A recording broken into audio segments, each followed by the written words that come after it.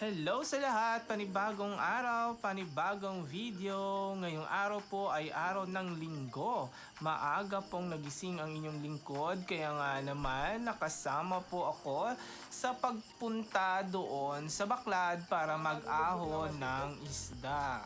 Sumama po ako dito kay Tito Nonoy kasama ang kanyang mga tripulantes. At this point ay bumaba si Uncle Kulot sa balsa dahil nga hindi na kinakaya ng balsa ang aming bigat. May patungan ka ba doon, Tito?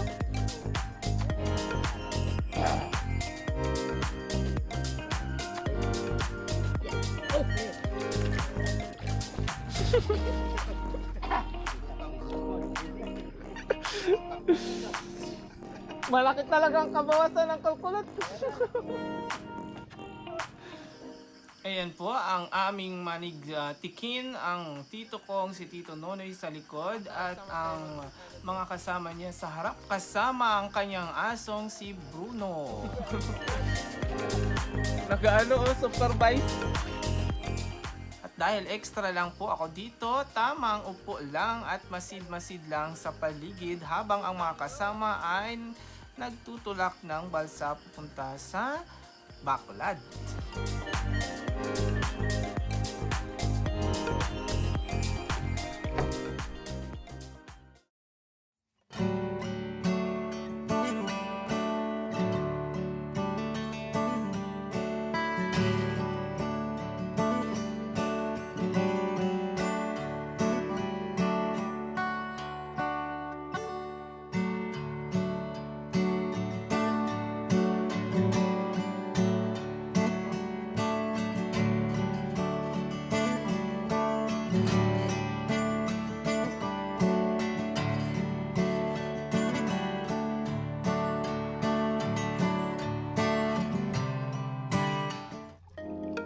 And at this point ay malapit na kami sa Baklad ng aking tito.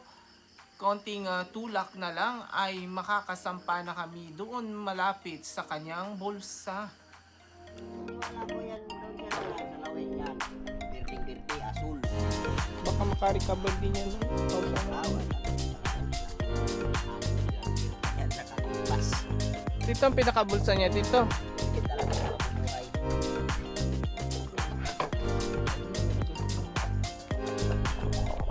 As you can see ay maraming na-trap na isda sa bulsa ng Baklad nila tito.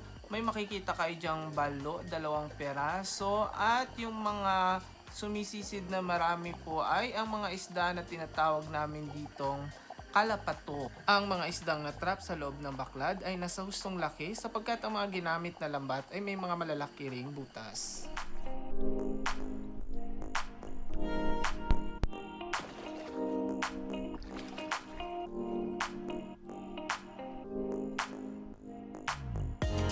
At this moment, makikitang si Tito Bakong ay nasa dagat sumisisid, samantalang si Uncle Baruktot ay nasa balsa, nag-aabot ng ekstrang lambat para gamitin ni Tito Bakong pantabog sa mga natitirang isdang kalapato na hindi pa po nakakadiretso papasok doon po sa pinakabulsa ng lambat. Gagamitin niya po itong mga natitirang lambat para harangan at i-push papasok sa pinakabulsa ng Baklad ang mga isdang kalapato.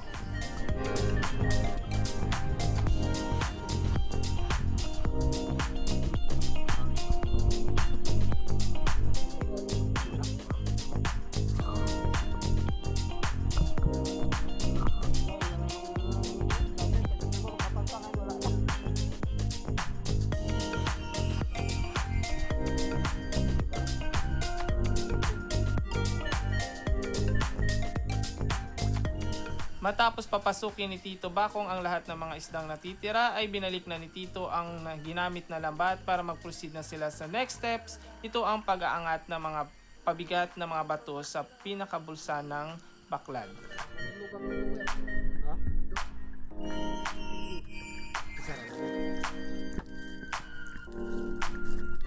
Ang mga batong ito ay ginagamit upang mapanatiling nakalubog ang lambat dito po sa pinakabulsa ng Baklad. para dito po ay pumasok ng maayos ang mga isdang matatrap. Napapanatili rin ng mga batong ito na magkaroon ng kantuhan ang mga lambat at mapanatiling malawak ang pinakabulsa ng baklad upang makalangoy ng maayos ang mga isda at mapanatiling buhay ito hanggang sa sila ay hanguin.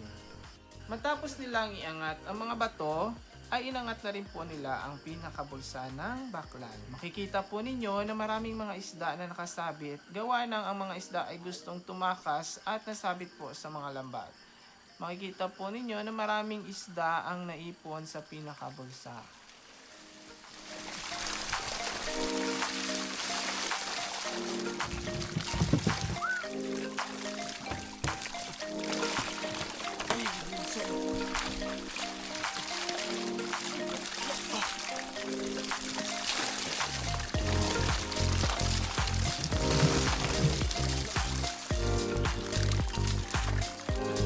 Doon, taliwan ka marok punta.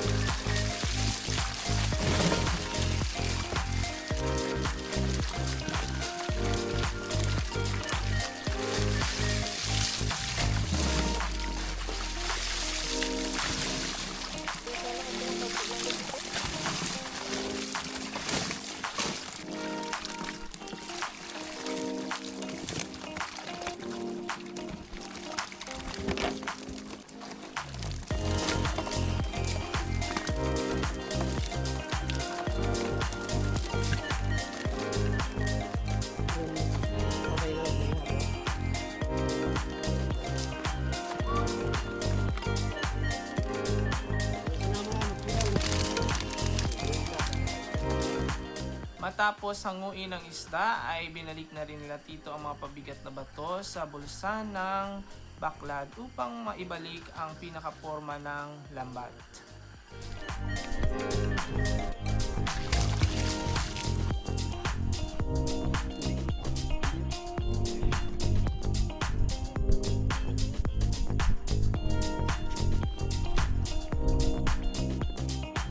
Sa araw na to, ito po ang lahat na nahahango nila Titong isda.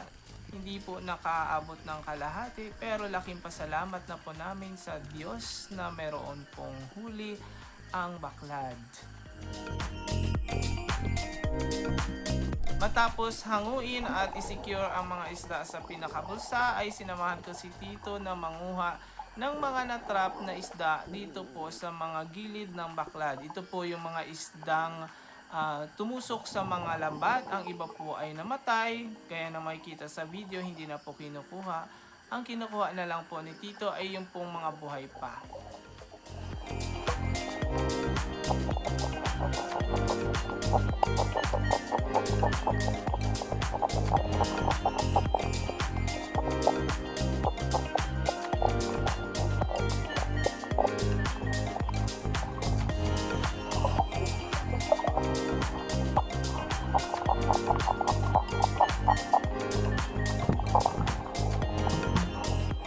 Ang mga isdang namatay na at hindi na mapapakinabangan dahil nabulok na ang katawan ay iniiwan na lang nila Tito dito po sa ilalim ng dagat para naman may makain pa ang ibang mga lamang dagat katulad ng mga alimasag.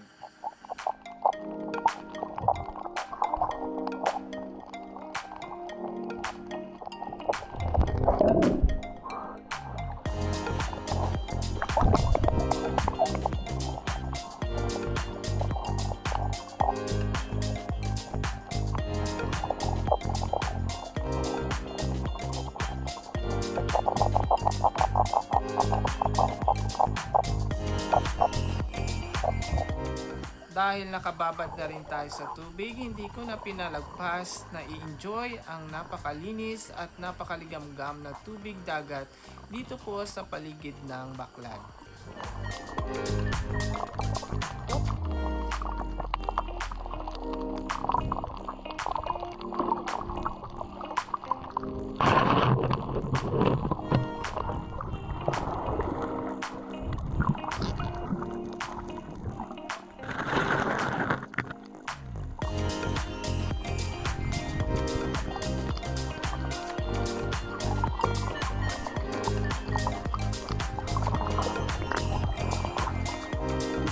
Matapos